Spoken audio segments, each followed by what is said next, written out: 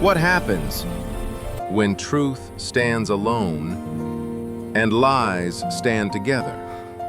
What happens when the loudest voices are wrong? What if faith is mocked, outnumbered, and silenced? What if God seems quiet while false gods dominate culture? And what if, in one unforgettable moment, God answers with fire? This is not just a story about power, it is a story about choice, about obedience, about faith passed from one generation to another. This is the story of Elijah, the prophets of Baal, and the fire that would never die. Israel had not fallen overnight. It drifted, slowly, quietly, comfortably. God had brought them out of slavery. He fed them in the wilderness. He gave them land. But gratitude faded. Memory weakened. Obedience felt optional. They still spoke God's name, but they no longer trusted his voice. Israel was ruled by King Ahab. Ahab was not bold in evil. He was weak in conviction. He married Jezebel, a princess devoted to Baal. Jezebel did not blend in. She replaced. Altars to Baal rose across Israel.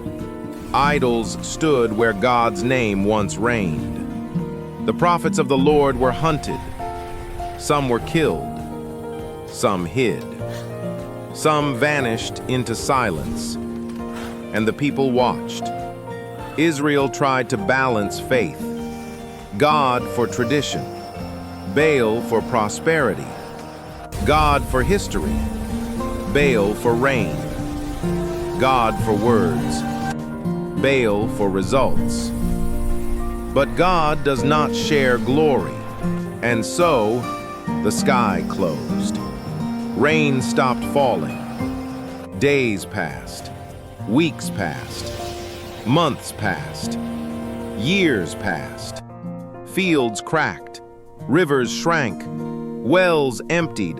Livestock collapsed. Children cried for water.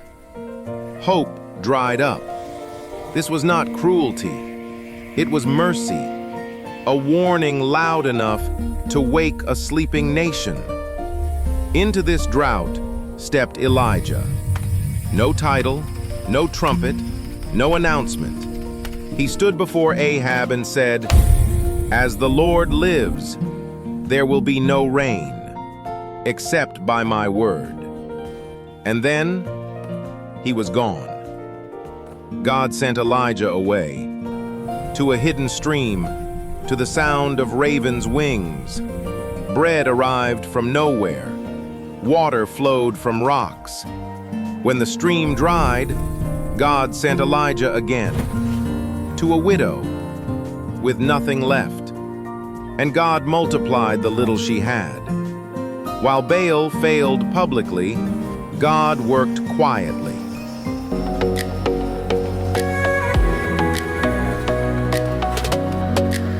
If this story is speaking to your heart, take a moment to support this channel. These videos take time and prayer and effort to create. Your subscription helps us continue sharing powerful stories like this. Subscribe, like, and share.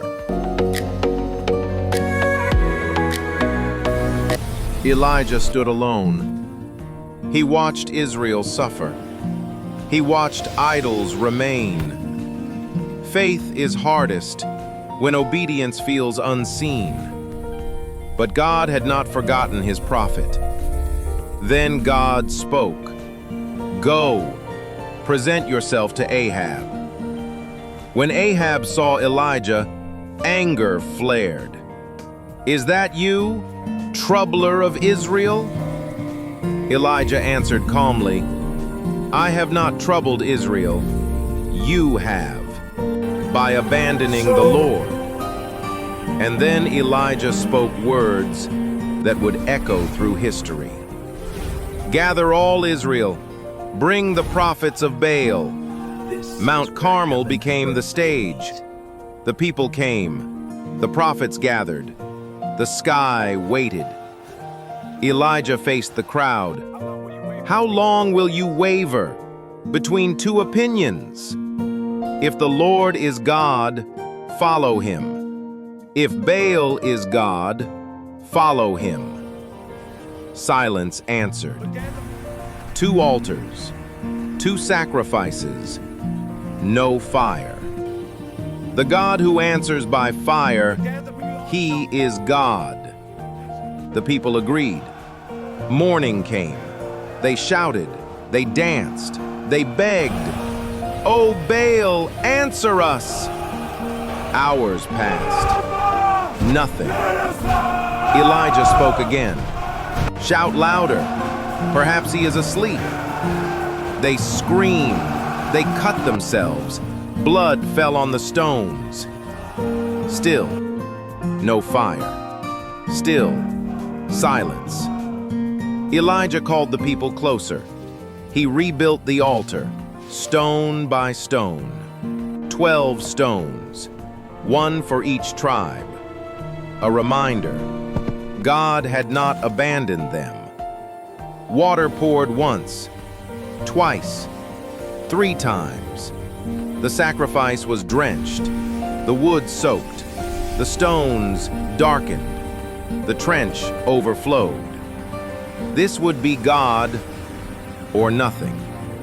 Elijah stepped forward. He did not run, he did not shout, he did not perform. He simply prayed. No spectacle, no drama, no noise.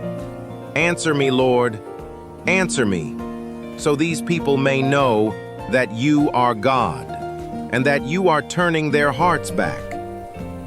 The air held its breath. The mountain waited. The people leaned forward. Then fire fell. Fire exploded from the sky. It struck the altar. It swallowed the sacrifice. It devoured the wood. It melted the stones. It drank the water. It licked the dust. The people fell face down. Their pride shattered. Their excuses burned away. Their hearts awakened. The Lord, he is God. The Lord, he is God. Smoke drifted upward. Ash settled on stone. Silence returned to Carmel. Elijah bowed again. He prayed once more. Looked toward the sea. A servant climbed higher. He scanned the horizon. He saw nothing. Elijah said, "Go again." Once, twice, 3 times, 4, 5, 6. On the 7th time, the servant whispered, "I see a cloud, as small as a man's hand." Elijah stood. "Go tell the king, rain is coming." The sky darkened. The wind stirred. Thunder rolled. Rain began to fall. At first, soft, gentle, then heavy, then flooding. Dry ground drank again. Seeds breathed again. Hope returned to Israel. But victory does not cancel fear. Jezebel heard. Her anger burned. She sent a message. "By tomorrow, you will be dead." And suddenly, Elijah ran.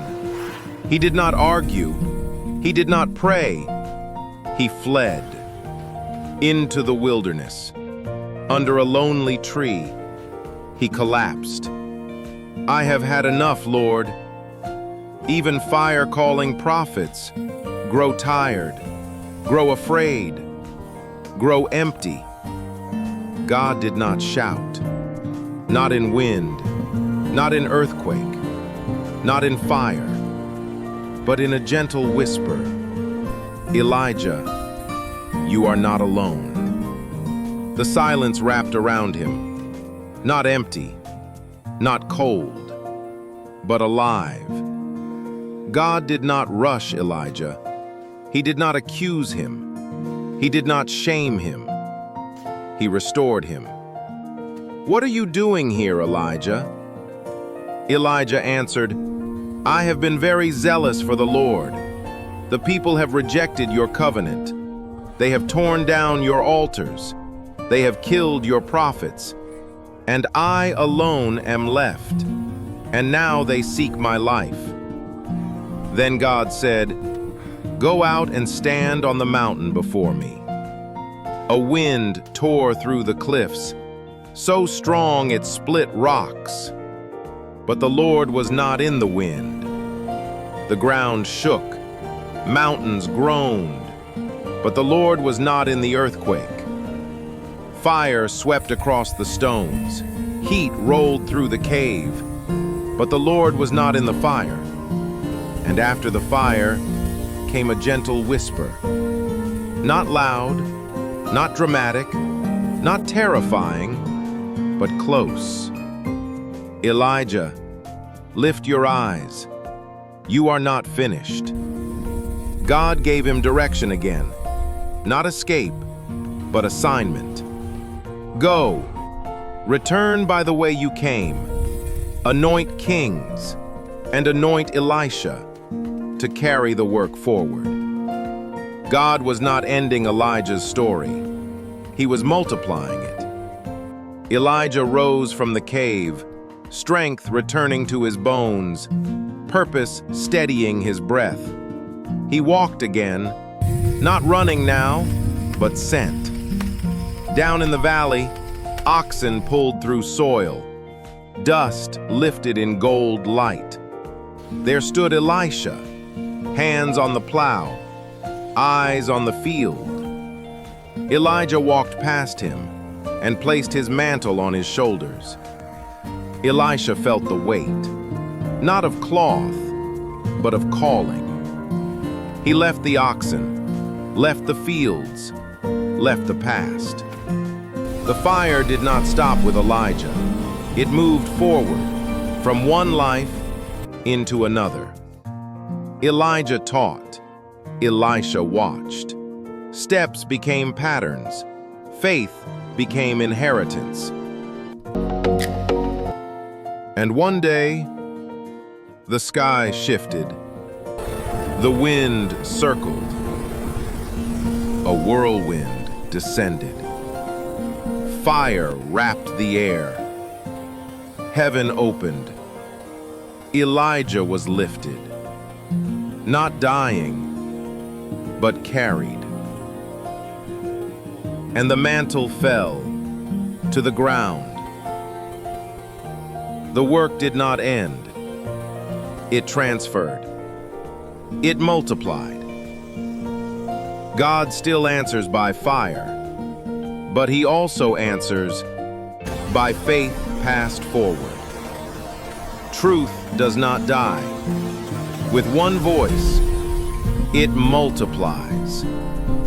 When the world bows to Baal, God still looks for Elijahs. And when Elijahs grow weary, God raises successors. The fire of God never ends.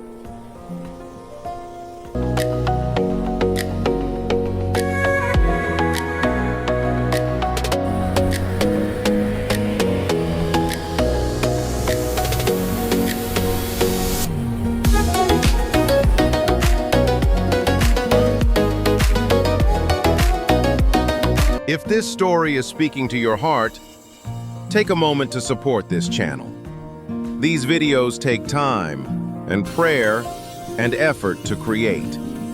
Your subscription helps us continue sharing powerful stories like this. Subscribe, like, and share.